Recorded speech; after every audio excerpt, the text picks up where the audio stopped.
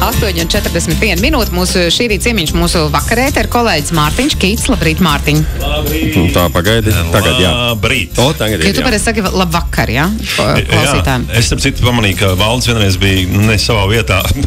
Viņš rīt pusē teica visu laiku labvakar. Nē, labrīt. Jā, vakar. Un tad es atnāku un rakstu savu lapiņu priekšā. Labvakar vai labdien.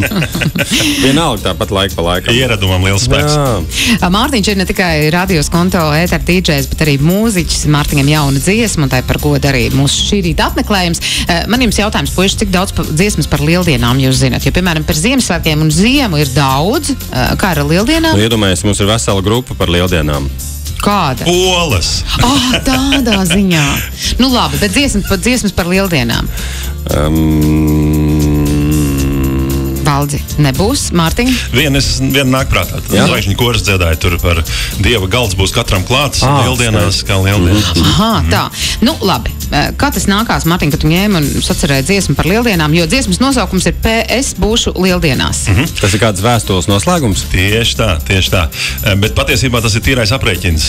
Tikai tāpēc, lai katru gadu lieldienās radiostacijas spēlētu šo dziesmu. Pareizi, jo tu rakstīji arī, pārrakstīji to Ziemassvētku dziesmu Viens noburts vārds, jā? Paigais gudrinieks. Jā, uz Līgo tev arī kaut kas būs? Uz Līgo. Tas ir nākamais mērķis. Starp citu, Mātiņam ir brīnišķīga tradīcija uz Līgo svētkiem runāt ar latviešu māksliniekiem, mūziķiem un aicināt viņiem savas dziesmas iedziedāt Līgo stilā, Līgo manierē. Labi, bet mēs šobrīd ne par Jāņiem, mēs sāksim ar lieldienām. Paļauj parunāties ar Mātiņu, es viņu redzu satiek.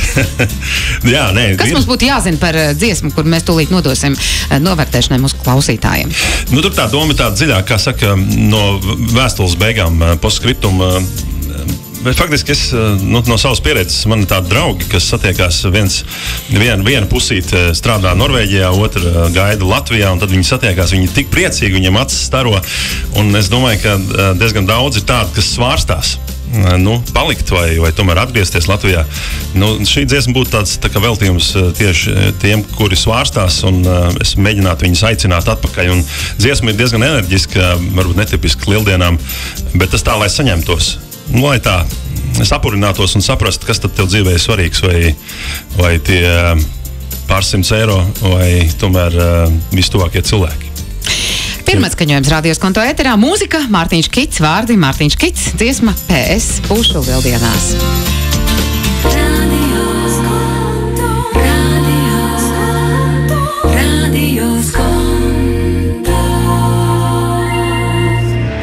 Krietns roks. Ir Liepājas roks, un tad ir krietns roks. Tev sirsniņas sasūtīts, un paldies vārdi, labrīt, ļoti skaista dziesma, paldies Mārtiņam, veiksmīgi. Paldies, tiešām mīļi. Tātad Mārtiņš Kits, būšu lieldienās. Kas tev ģitāru spēlē? Jā, šī dziesma ir to atšķirīga no pārējām, ka šeit abi mani ilgadēji producenti, gan Jānis Misiņš, gan Jānis Narbuts vienā dziesmā apvienojās. Jānis pārstāv to roka galu, un savukārt Jānis Misiņš ir labākais, kas noticis latviešu country mūzikā, bet viņš ir vienkārši ģeniāli ģitārists.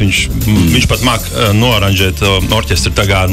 Tur ir, man ir tāds gods ar tādiem meistariem vispār kopā spēlēt. Mums savukārt ir tāds gods, ka mums ir tik talantīgi kolēģi. Mārtiņ, es saprotu, ka tev albums arī top un maijā ieraudzīs dienas gaismu. Es esmu tik satraukts par to. 22. maijs Saint Blackā, tepat Rīgā, ja tu esi Mārtiņa Kita mūzikas tāds cienītājs, es tev aicinu. Forši. Super. Tas tev skaists, jā, lai tev skaists pavasaris, Mārtiņ, un veiksmi darbos vakaros. Jā, starp citu, 9. Es biju paredzējis, ka mēs mazliet vēlāk iziesim ēterā. 9. YouTube'ā būs arī video. No tā brīža, jā? No 9. sāksies pirmizrāde, jā. Mārtiņš Kits, mūsu kolēģis, savs kā grib moderators vai DJs, cilvēks, kas radios konto sastopams ir dienas otrajā pusē.